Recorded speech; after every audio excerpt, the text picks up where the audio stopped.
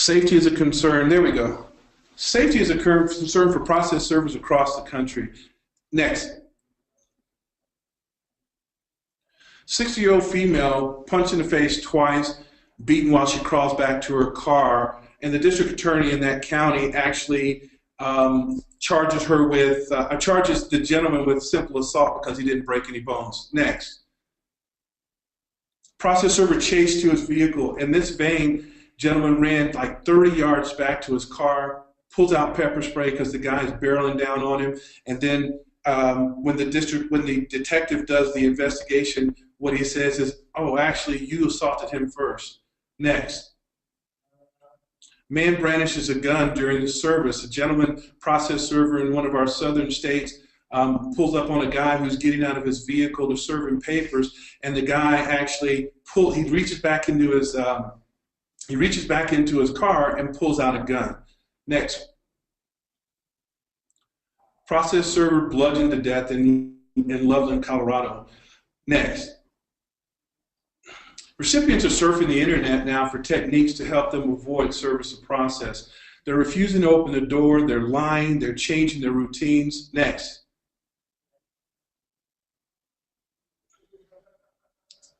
They're sneaking out the back door. Next, please. Next. They're parking their car down the street or around the block. Next.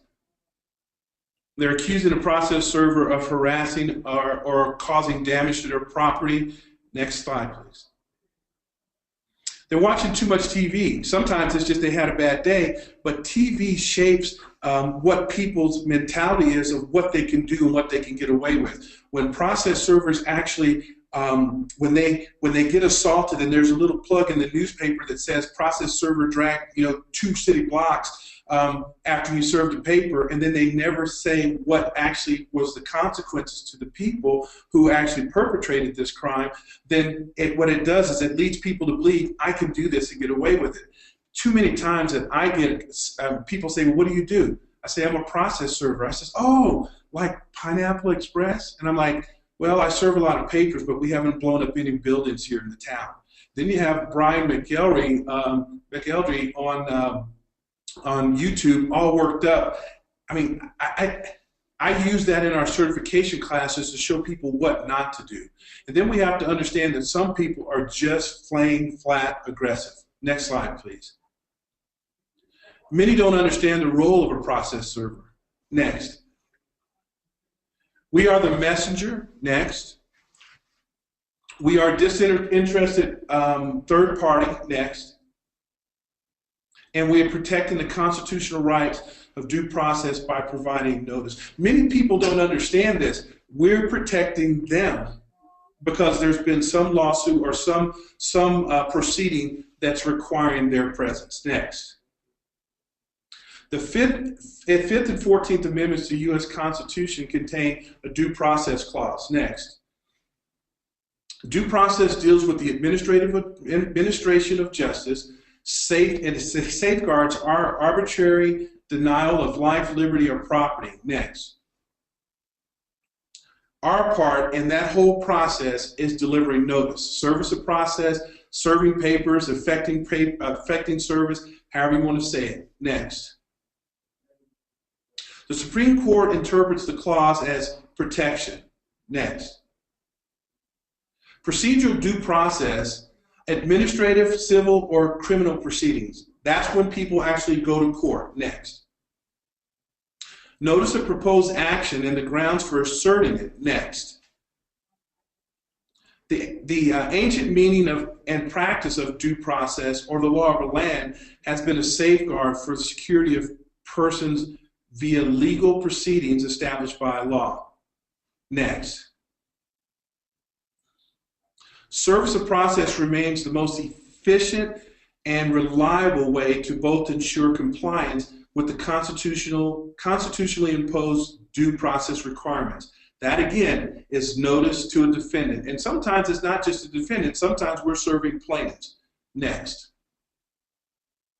Recipients are adapting to our technique and becoming aggressive when served. Next. Threatening physical harm, physical assault, chasing servers, brandishing weapons. Next.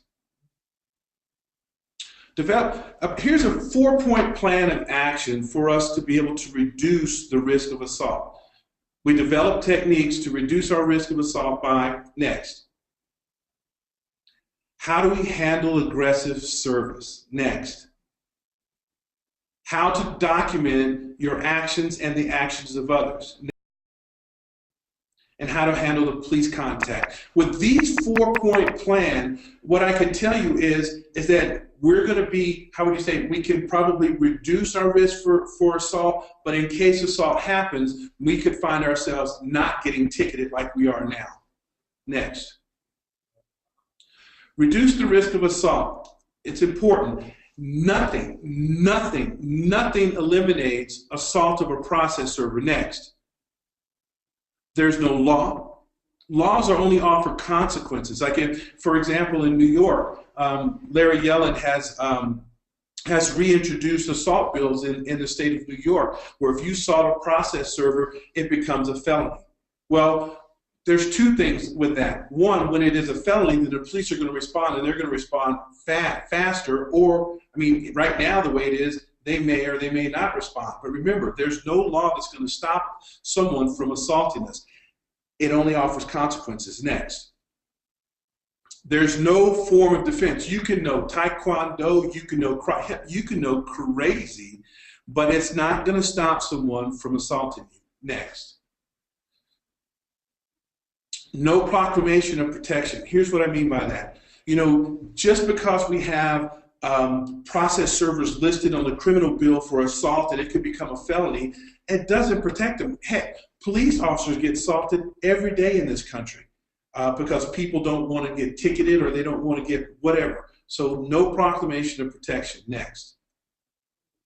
The best plan of action, serve them and leave them. Serve them and go.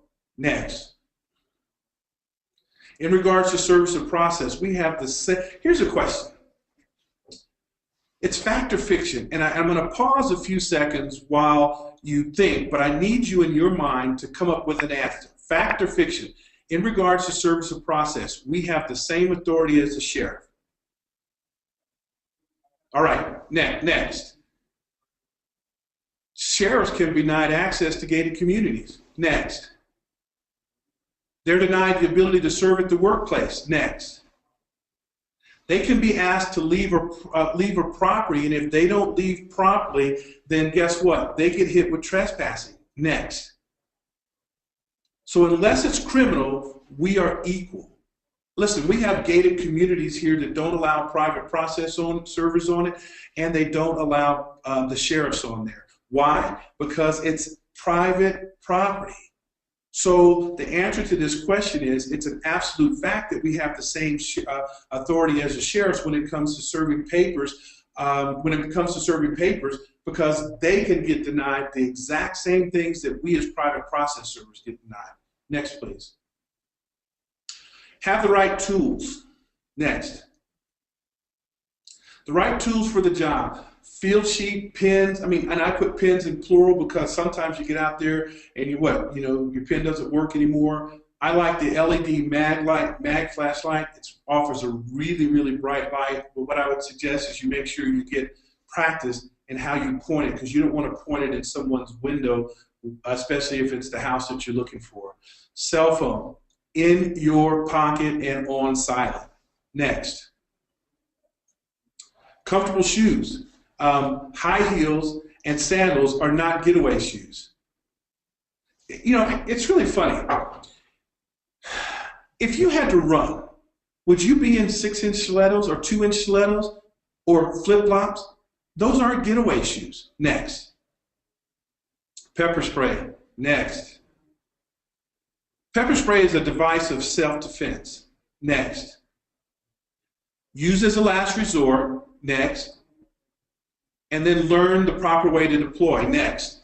And by all means, don't practice on yourself. I mean, listen, I'm not telling you that every chance you get, pull the pepper spray out, deploy it. I'm not saying that at all, because you'll be the one that gets hit with a ticket. You'll be the one that gets hit with the misdemeanor or the felony.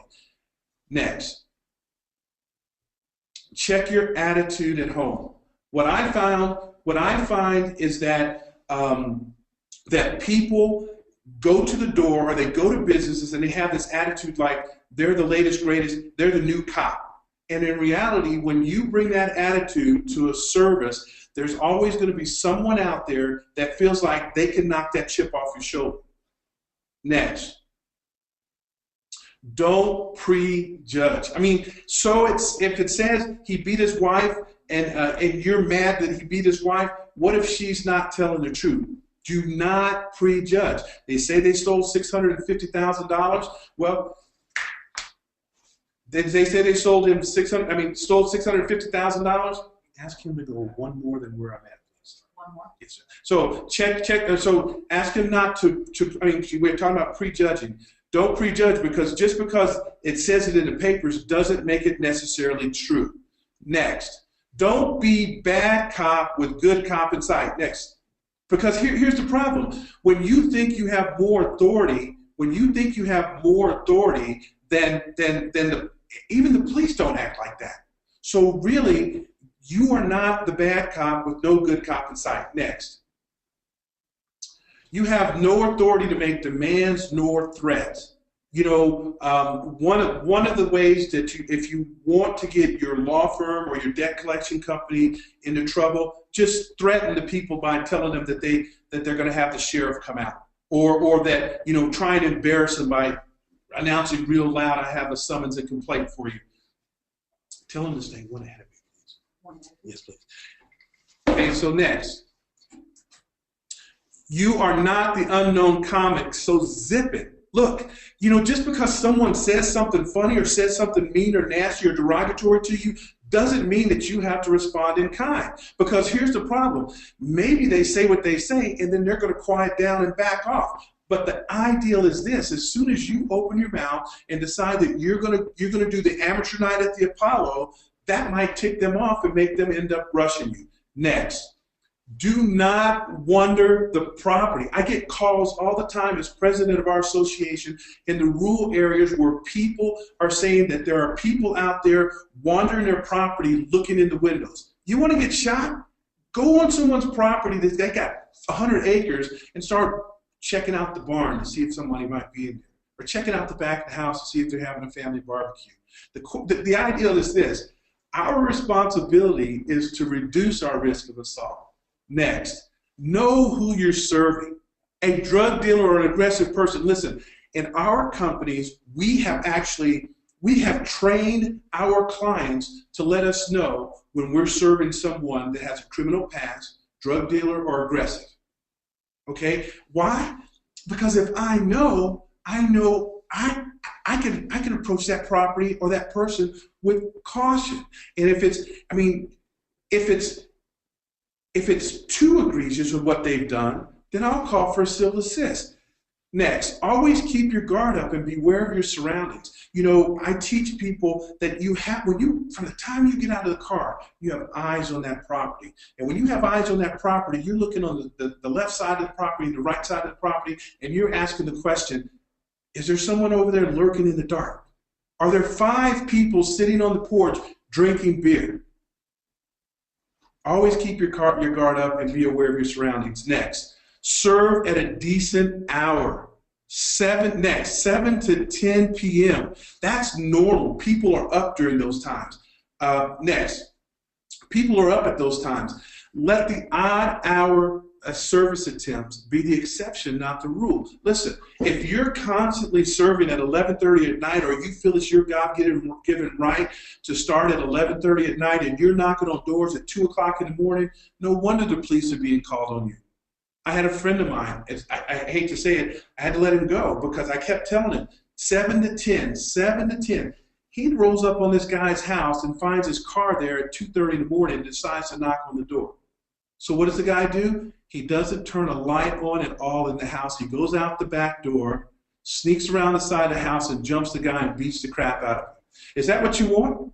Now, we understand people work swing shift, people work night shifts. Go ahead. People work night shifts. Well, that's totally different if you're catching them coming home or you're catching them going out to go to work. Next slide, please. With regards to surveillance, when you're performing surveillance, by all means, next please, contact the local law enforcement. Tell people where you are. Next, please. Tell people where you are. Because, if you're out in some rural part of the town and next thing you know you're missing for 3 days and nobody knows where you are, that's a problem, okay? Always notify local law enforcement of your location and purpose. We teach that in the certification course, and what we say is just call them and say, my name is Steve Glenn, I'm a process server, I'm sitting at so-and-so, this is the description of my vehicle, this is my license plate. The last thing you want to have happen when you're performing surveillance is the police roll up on you. When they come, they're turning their lights on. And like I tell my wife, I love those bright lights. I just don't like them when they're behind me. Next, stay alert to your surroundings. And this is not the time to be watching Netflix. It's just not the time to be fiddling with your new radio in your car. You need to be paying attention, knowing who's behind you. I adjust my mirrors so I can see if someone comes up behind me. I adjust my side mirrors to see if someone's coming down the sidewalk.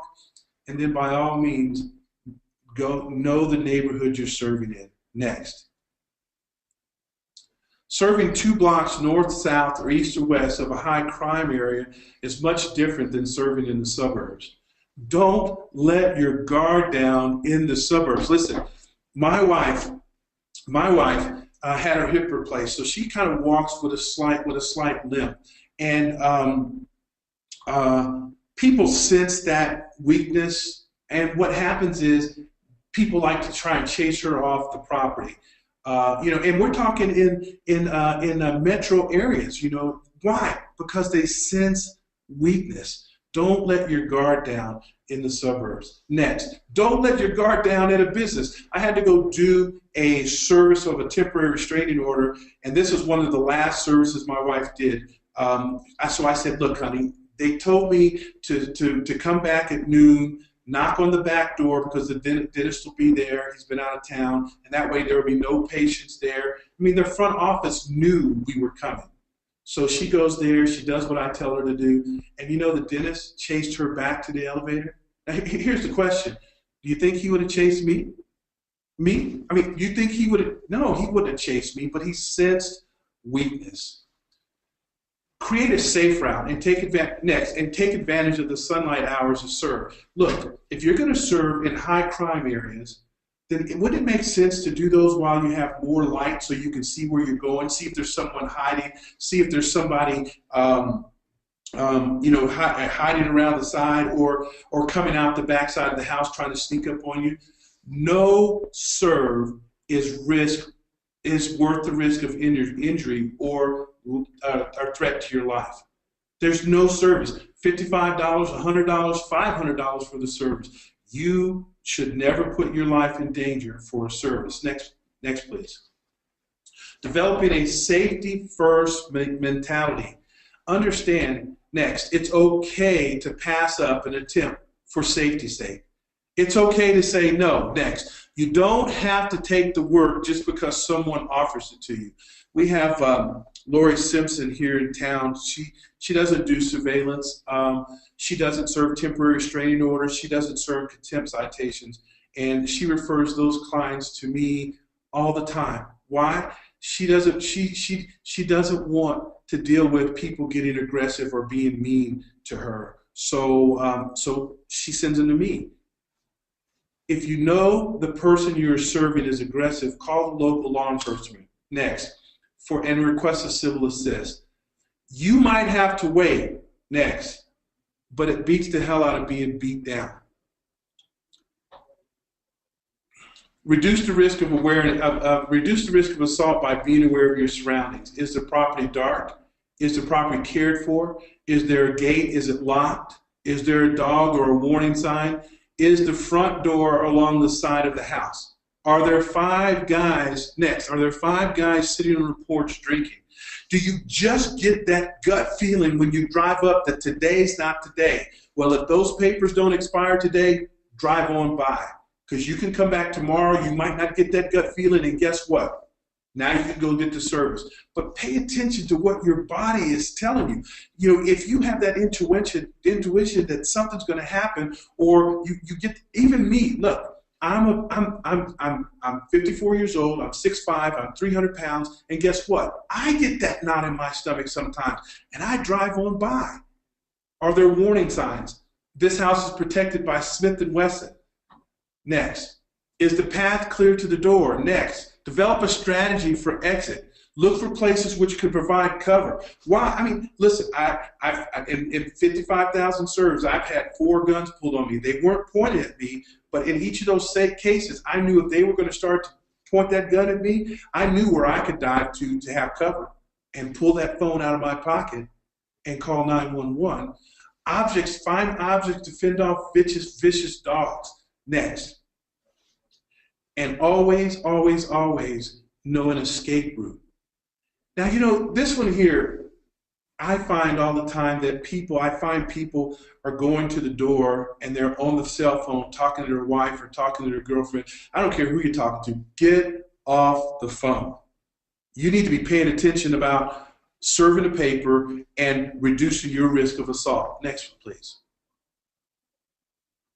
You have a right to access the front door in a metro areas. Okay, as long as the gate's not locked, if I'm talking about a padlock on it, then you can go there. Why? Because it makes sense that if the UPS can go and put a package on the door, or the post office can put a package on the door, then you have a right to the front door, access to the front door, not the sides of the house.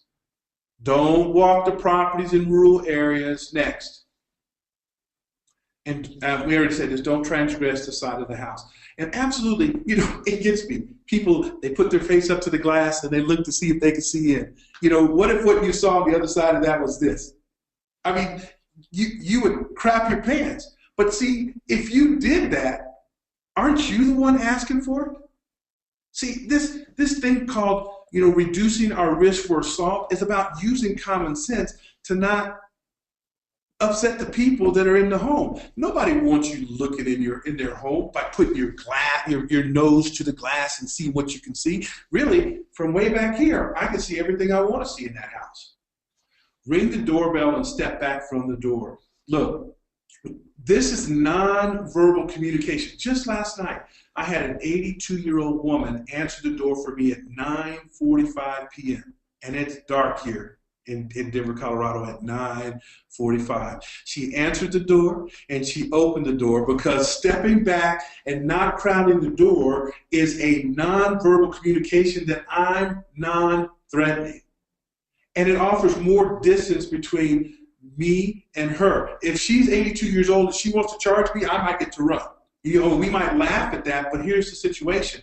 What if it's a 40-year-old weightlifter? It still offers more space between me, and it offers a better view of the house that I can see whether or not they are peering out the windows or looking out the windows. Don't go inside the house. There's never a reason to enter a home. Once you break that threshold, you could get charged with trespassing. Just one toe across that threshold, and you answer to the question, did you cross the threshold by a police officer? They're going to write you up with trespassing. Now, you're more than likely going to get off, but why fight it? Why take the time out of your day? Why take the time out of your life to do something that you know is wrong? If you go in the house, it's easy for them to make the claim that you broke or stole something. Is that really what you want your legacy to be? Next, please. Remember Colorado's Make My Day law? So they invite you in, then they pull a gun on you and shoot you. That keeps them from shooting you outside and doing what? Dragging you in the house? Please, please, don't give people an excuse to be aggressive. You're not with AT&T. This is not a reach out, touch society. This is one for the ages. Listen, beware a scantily clothed individual. Who in the world answers the door with barely any clothes on? I had a lady, matter of fact, I showed the video in our certification class this Saturday.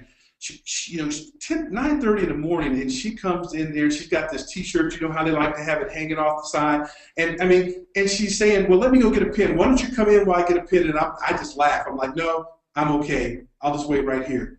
Next, but let me tell you, it's not just women. It's guys. They come to the door in their tidy whities, and you can identify them by the tiger stripe. What I'm going to tell you is this: do not go in the door. At the risk of repeating myself, there's never a good reason to go inside a home. A claim of an inappropriate touch is difficult to defend. How are you going to say you didn't? They're not going to bring SCI out there and find out if you have your fingerprint on the inside of her knee. They're not going to do that. So people ask me in the certification class, how do you politely turn down an offer to enter a home? And this is what I say now. You understand, to me this is funny because I own my company. I'm sorry, but if I go in the house, I'll get fired. You wouldn't want me to get fired, would you? They always say no. If there's no, go back for me. If there's nothing in this presentation that you memorize, but that statement there, that one will keep you out of trouble. I'm sorry, if I go in, I'll get fired. And ask the question like this: you wouldn't want me to get fired, would you? And they always say no. That's your polite way of saying, I'll stand out here in the rain. Next, I'll stand out here in the rain. I'll stand out here in the snow. I'll stand out while the cats and dogs are biting my legs, but I'm not going in your home. Next, serve them and leave them. You should be halfway to your vehicle by the time they start talking crap and calling you names and telling you about your mama, which you already know your mama, right? You just need to understand, serve them and leave them, okay? Remember the wise old saying? Now, I could never understand when I was a kid why my mother used to say this. I thought it was stupid at the time. Sticks and stones may break my bones, but words will never hurt me.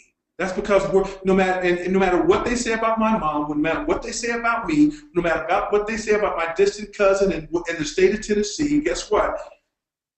It doesn't hurt. And you should not respond under any circumstances. Verbal jostling could lead to being chased. Verbal jostling could lead to being punched. And if you're chased, then you'll already have a head start because you served them and leave them. If asked, what's this all about? Just keep on walking. It's important to know, these in succession, all of them, please. Stop after the next one. Go back. You are not their attorney. You're not their attorney. So you don't have to talk to them. You're not their friend or counselor, and you cannot give legal advice. Next slide, please. If an assault is imminent, if possible, beat feet. You know, one of my friends in the Mid-Atlantic Association, former police officer, and I asked him about being assaulted or imminent, possibility of assault happening. Now he's a big guy like me, and well, he's not as big as me. Sorry, man, but he's not as big as me. But he said this: there is no crime in turning and running. Our job is to not find out if I could take you or if you could take me. Our job is to get the hell out of there. So beat feet, turn and run. Next, begin retreating with your eyes on the target. So you're backing up with your eyes on the target and only speak in regards to talking them out of approaching you. Next, please. I'm the messenger. You don't want to do this. If you do this, you're going to be charged with assault. I'm just delivering the message. That's what you want to do. That's the only time and the only things that you want to say. If an assault occurs, never, ever, ever become the aggressor. Self-defense is defined as the act of defending one's person when physically attacked, as by countering blows or overcoming an assailant. Now, overcoming an assailant who continues to attack. Let me go back. Don't go anywhere, Jerry. Let me go back. The 60-year-old female punched in the face twice, beaten while she crossed to her car. So let's change the scenario a little bit. I'm at the door. The guy reaches out. He punches me once. I don't like it. I punch him back. You know what the police say? Well, you took time to think about it, so really you became the aggressor. So what has to happen is I just take my punch and I'm just going to start backing away. Next slide, please. I'm going to start backing away and understanding that I have a right to defend myself and that I'm not a punching bag. However, I'm not going to throw the first punch. And if I can, he's not on me. Next slide, please. I'm gonna try not to get into a physical altercation. So I could use the same level of force. However, if they push you, you don't have to push them back. Next, if they hit you, you don't have to hit them back. The ideal is to get out of there without a scuffle unless it's absolutely necessary. If they push you and you beat the crap out of them, you became the aggressor, you're going to be the one that's charged with assault. Don't bring a weapon to a fist fight. If they push you and you pepper spray them, give me a break. The police are going to find a way to turn that around on you. Now that's for men. For women, that's a little different because how would you say it? A woman, no matter how large she is or how big she is probably not going to be able to defend herself against someone like me. But don't bring a weapon. So just because they push you, you cannot pull out your, okay, all right, and use enough force to get away. When we have police contact, it's important to relay the events. Go ahead, you can do 3 or 4. Important to relay the events to, stop right there, to the police. I was serving court documents. That means I'm telling them why I was there. I began to retreat. The man became aggressive, so I began to retreat back to my vehicle. He continued to approach me.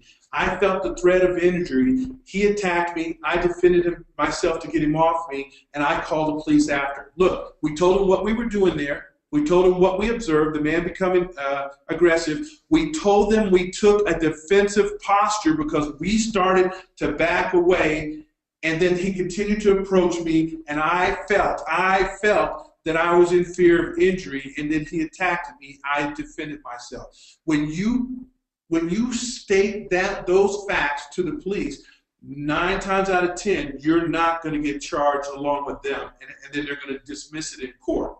Next.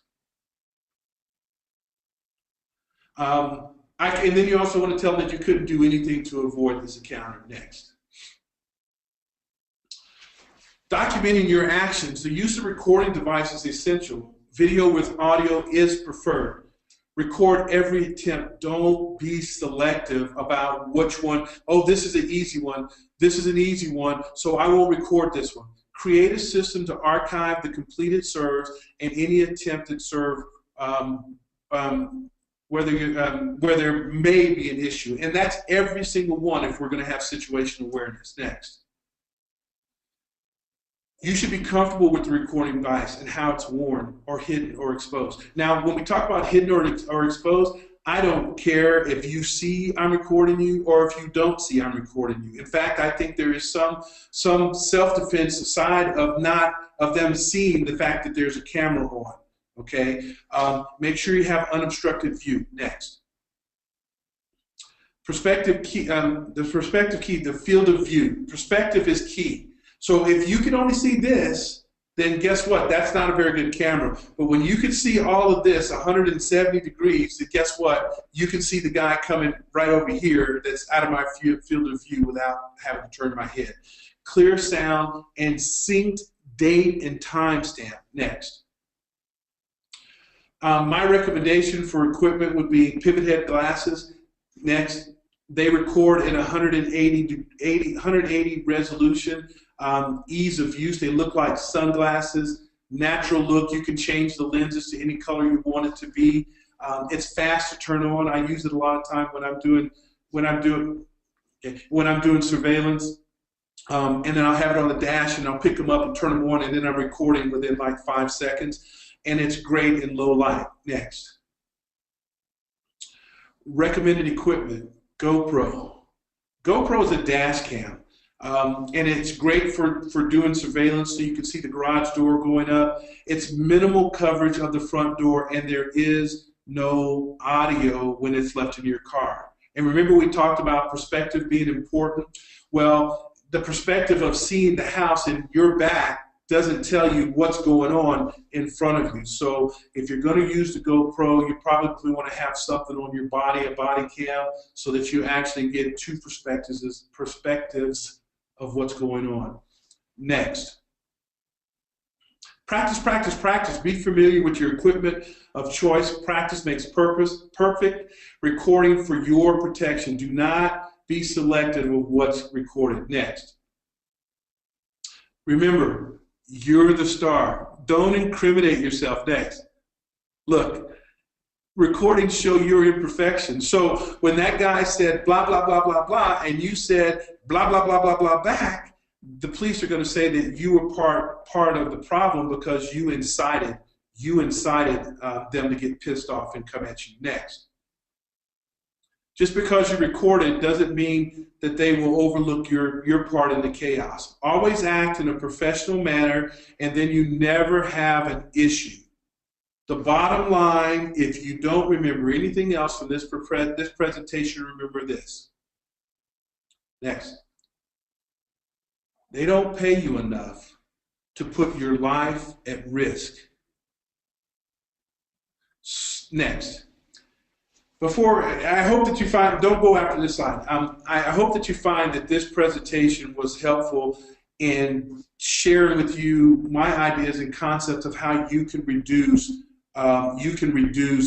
your risk for assault. Couple key points. Remember, no law stops people from acting stupid.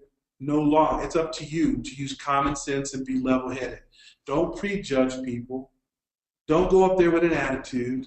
Don't be bad cop with no good cop in sight. Don't wander the property. Listen, this thing is about you and your responsibility in reducing yourself for assault.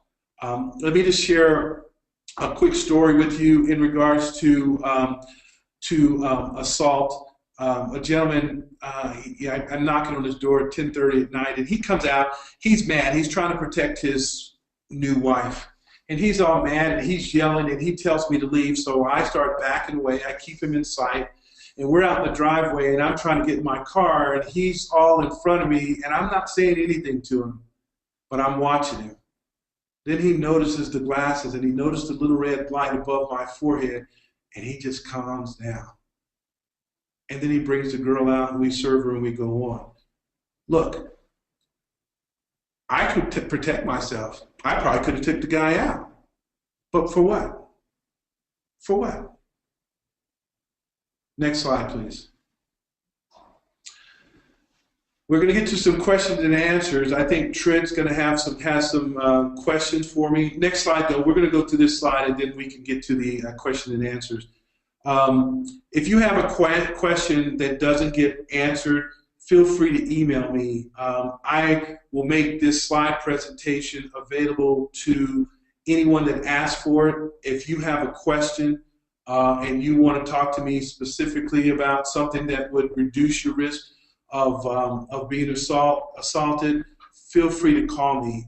I'm on the phone all the time. If you leave me a message, I will call you back. I want to thank you for this opportunity to share what I believe to be an important topic to me, because I believe that we all have some place to be, even if that some place to be is home. Next slide, please. So there's my contact information. Trent, questions? Yeah, we have a couple questions. Sorry, everyone. I think we salvaged this, so we're good. But if you have questions for Steve, he'll be available for at least the next 5 minutes or so. The first question, Steve, is from Paula. She's curious to know if you use any type of badge or ID card indicating that you're a processor. I don't know if you covered that later. No, I didn't cover that. And hi, Paula, and thank you. No, I don't. I believe and I teach that using a badge, if your state allows you to have a badge because you're licensed, this is totally different, so this would not apply to you. But for those states that have no licensing that allows you to have a badge, then I would say no. I believe it becomes a crutch, and I think it becomes misused. And I think that it just creates more problem than ever.